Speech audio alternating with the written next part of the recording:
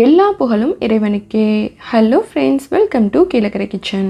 இன்றைக்கி நம்ம சேனலில் மீனை எந்த மாதிரி பார்த்து வாங்கணும், அப்புறம் அதை வெட்டி கழுவி சமைக்கிறது வரைக்கும் எல்லாமே பார்க்க போகிறோம். புதுசாக சமையல் கற்றுக்கிறவங்களுக்கு இந்த டிப்ஸ் ரொம்ப யூஸ்ஃபுல்லாக இருக்கும். எல்லாமே ஸ்டெப் பை ஸ்டெப்பாக சொல்லியிருக்கேன். வீடியோக்குள்ளே போகிறதுக்கு முன்னாடி இப்போ தான் நம்ம சேனலை ஃபர்ஸ்ட் டைம் பார்க்குறீங்கன்னா மறக்காமல் சப்ஸ்கிரைப் பண்ணிவிட்டு கூடவே பக்கத்தில் இருக்க பெல் ஐக்கானையும் கிளிக் பண்ணிக்கோங்க. இப்போ வாங்க வீடியோக்குள்ளே போகலாம். இன்றைக்கி நான் வாங்கியிருக்கிறது வெலை மீன். இது ரொம்ப சின்னதாகவும் இல்லாமல் ரொம்ப பெருசாகவும் இல்லாமல் மீடியமாக தான், மூணுமே சேர்ந்து 1 கிலோ அளவு வாங்கியிருக்கேன்.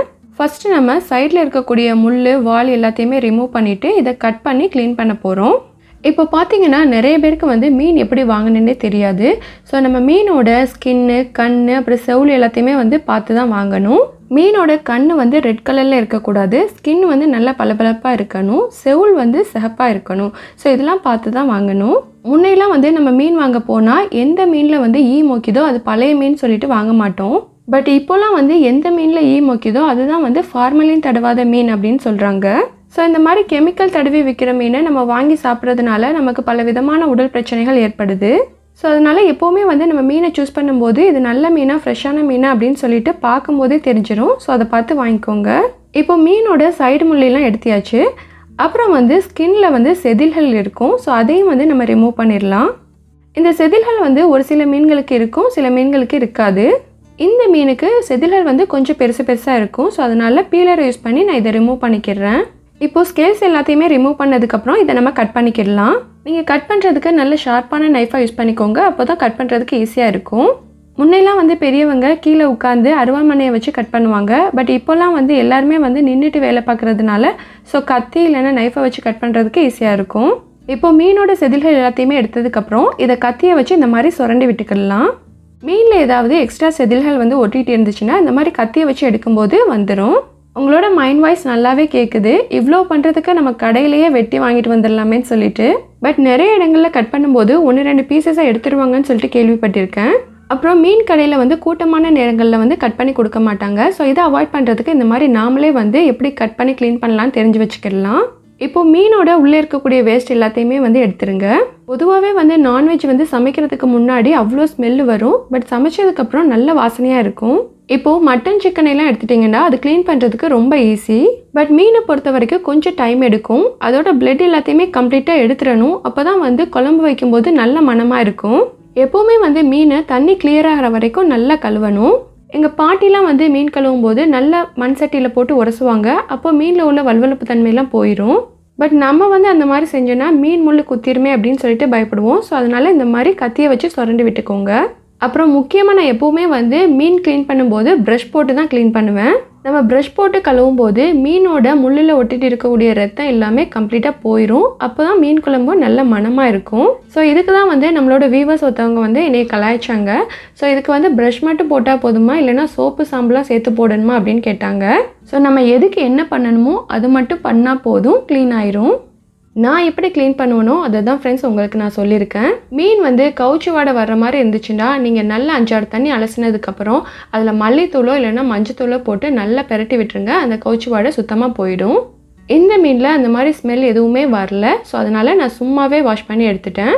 இப்போ மீனை நம்ம கட் பண்ணி க்ளீன் பண்ணியாச்சு. அடுத்து குழம்பு வைக்க வேண்டியது தான். இன்றைக்கி நம்ம 1 கிலோ மீனில் குழம்பு வைக்க போகிறோம். இந்த மீன் குழம்பு செய்கிறதுக்கு நான் ஒரு மிக்ஸி ஜாரில் ஒரு பெரிய சைஸ் தக்காளியையும் 6 டேபிள் ஸ்பூன் குழம்பு மிளகாய் தூளும் சேர்த்துக்கிறேன். இப்போ இதை நல்லா அரைச்சிட்டு வந்தியாச்சு. இதை ஒரு பெரிய லெமன் சைஸ் புளியை கரைச்சி எடுத்து வச்சுருக்கேன், அதில் சேர்த்துக்கிறேன். இன்றைக்கி நான் யூஸ் பண்ணியிருக்கிறது ஹோம்மேட் குழம்பு மிளகாய் தூள். இந்த குழம்பு மிளகாய் தூள் எப்படி செய்யணுங்கிற வீடியோ நான் ஆல்ரெடி அப்லோட் பண்ணியிருக்கேன். லிங்க் டிஸ்கிரிப்ஷனில் கொடுக்குறேன், செக் பண்ணி பாருங்கள். இந்த வெலை மீன் சதைப்பற்றுள்ள மீன்கிறதுனால இதுக்கு உப்பு புளிப்பு காரம்லாம் தூக்கலாக இருந்தால் தான் நல்லாயிருக்கும். இப்போது செய்ய ஆரம்பிக்கலாமா? இதுக்கு ஒரு மண் சட்டி எடுத்திருக்கேன். இதில் 1 டேபிள் ஸ்பூன் ஆயில் சேர்த்துக்கிறேன். ஆயில் சூடானதும் இதில் 1 டீஸ்பூன் வெந்தயமும் 1 டீஸ்பூன் சோமும் சேர்த்துக்கிறேன். இது பொரிஞ்சு வாசனை வந்ததுக்கப்புறம் இதில் ஒரு பல்லாரி வெங்காயத்தை கட் பண்ணி வச்சுருக்கேன், அதை சேர்த்துக்கிறேன். வெங்காயம் ரொம்ப பொரிய வேணாம், லைட்டாக வதங்கினா போதும். அடுத்ததாக இதில் 2 பச்சை மிளகாயும் 1 கொத்து கருவேப்பிலையும் சேர்த்துக்கிறேன். எப்போவுமே மிளகாய் உங்கள் கார தேவைக்கு ஏற்ற மாதிரி சேர்த்துக்கோங்க. நான் மிளகாய் அதிகமாக சாப்பிடுவேன் அப்படின்னு சொன்னீங்கன்னா நீங்கள் இன்னும் 1 மிளகாய் சேர்த்துக்கலாம். எங்கள் வீட்டில் காரம் கம்மியாக தான் சாப்பிடுவாங்க. ஸோ அதனால நான் 2 மிளகாய் சேர்த்துருக்கேன். அப்புறமா கட் பண்ணால் ஒரு தக்காளியை சேர்த்துக்கிறேன். நம்ம ஏற்கனவே அரைக்கிறதுக்கு ஒரு தக்காளி சேர்த்துருக்கோம். இன்னொரு தக்காளியை இந்த மாதிரி கட் பண்ணி சேர்த்துருக்கேன். இப்போ இதுக்கு தேவையான அளவு உப்பு சேர்த்துக்கிறேன். தக்காளியை நம்ம அரைச்சி சேர்க்கறதுனால மீன் குழம்பு நல்ல டேஸ்ட்டாக இருக்கும். இப்போது நம்ம கரைச்சி எடுத்து வச்சுருக்கிற புளி மசாலா கரைசலை சேர்த்துக்கலாம். இந்த கரைசல் திக்காக இருக்கும். ஸோ நம்ம குழம்புக்கு தேவையான அளவு தண்ணியும் சேர்த்துக்கலாம். ஃபஸ்ட்டே தண்ணி அதிகமாக சேர்த்துடாதீங்க. மீன் சேர்த்து கொதிச்சதுக்கப்புறம் இன்னும் தண்ணியாகும். ஸோ அதனால் பார்த்து சேர்த்துக்கோங்க. மசாலா கரைசல் சேர்த்ததுக்கப்புறம் நம்ம க்ளீன் பண்ணி வச்சுருக்கிற மீனை சேர்த்துக்கலாம். இது பெரிய மீன்கிறதுனால இப்போவே சேர்த்துருங்க. ஸோ அப்போ தான் வந்து மீன் நல்லா வெந்து வரும். இப்போது மீன் எல்லாத்தையும் சேர்த்ததுக்கப்புறம் இதை மூடி வச்சிடலாம். இது நல்லா கொதித்து மணம்லாம் அடங்கினதுக்கப்புறம் மூடி ஓப்பன் பண்ணி பாருங்கள். எப்போவுமே வந்து மீனை கொதிக்கிறதுக்கு முன்னாடி ஓப்பன் பண்ணக்கூடாது. அது வேறு மாதிரி ஸ்மெல் வந்துடும். இப்போலாம் வந்து நிறைய பேர் வந்து புளி அதிகமாக சேர்க்க மாட்டேங்கிறாங்க. ஸோ புளி நான் கம்மியாக தான் யூஸ் பண்ணுவேன் அப்படிங்கிறவங்க புளியை குறைச்சிட்டு அதுக்கு பதிலாக மாங்காய் ஆட் பண்ணிக்கோங்க. இப்போ மீன் குழம்போட கூடுதல் டேஸ்ட்டுக்காக நான் தேங்காய் பால் சேர்க்க போகிறேன். 100 ml தேங்காய் பாலை இதில் சேர்த்துக்கிறேன். இந்த மீன் குழம்பு தேங்காய் பால் சேர்க்காமலும் செய்யலாம். பட் தேங்காய் பால் சேர்த்தா இன்னும் கூடுதல் டேஸ்ட்டாக இருக்கும். தேங்காய் பால் சேர்த்ததுக்கப்புறம் அப்படியே விட்டுறாதீங்க, திரண்ட மாதிரி ஆயிரும். ஸோ தேங்காய் பால் சேர்த்துட்டு நல்லா கலந்து விட்டுக்கோங்க.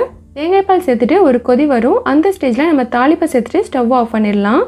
எப்போவுமே வந்து மீன் குழம்புக்கு ஃபைனலாக தாளிப்பு கொடுங்க. அப்போ தான் மீன் குழம்பு நல்ல மணமாகவும் கலர்ஃபுல்லாகவும் இருக்கும். இப்போ தாளிக்கிறதுக்கு ஒரு தாளிப்பு கரண்டி எடுத்திருக்கேன். இதில் 1 டேபிள் ஸ்பூன் ஆயில் சேர்த்துக்கிறேன். எண்ணெய் சூடானதும் ஒரு 5-6 சின்ன வெங்காயத்தை நீல வாக்கில் நறுக்கி வச்சுருக்கேன். அதை சேர்த்துக்கிறேன். வெங்காயம் பொரிஞ்சு லைட் கோல்டன் ப்ரௌன் கலர் வர ஆரம்பிக்கும். அந்த ஸ்டேஜில் நம்ம கருவேப்பிலையை சேர்த்துக்கலாம். கருவேப்பிலையை சேர்த்துட்டு நல்ல வாசனை வந்ததுக்கப்புறம் ஸ்டவ் ஆஃப் பண்ணிடுங்க. ஃபைனலாக இந்த தாளிப்பில் கொஞ்சமாக வந்து மிளகாத்தூள் சேர்த்துக்கிறேன். அப்போ தான் நல்லா கலர்ஃபுல்லாக இருக்கும். இப்போது இதை நல்லா மிக்ஸ் பண்ணி விட்டுட்டு இந்த தாளிப்பை நம்ம ரெடி பண்ணி வச்சுருக்கிற மீன் குழம்புல சேர்த்துக்கலாம். அவ்வளோதாங்க, கமன்னு டேஸ்டியான விலமீன் குழம்பு ரெடி ஆயிடுச்சு.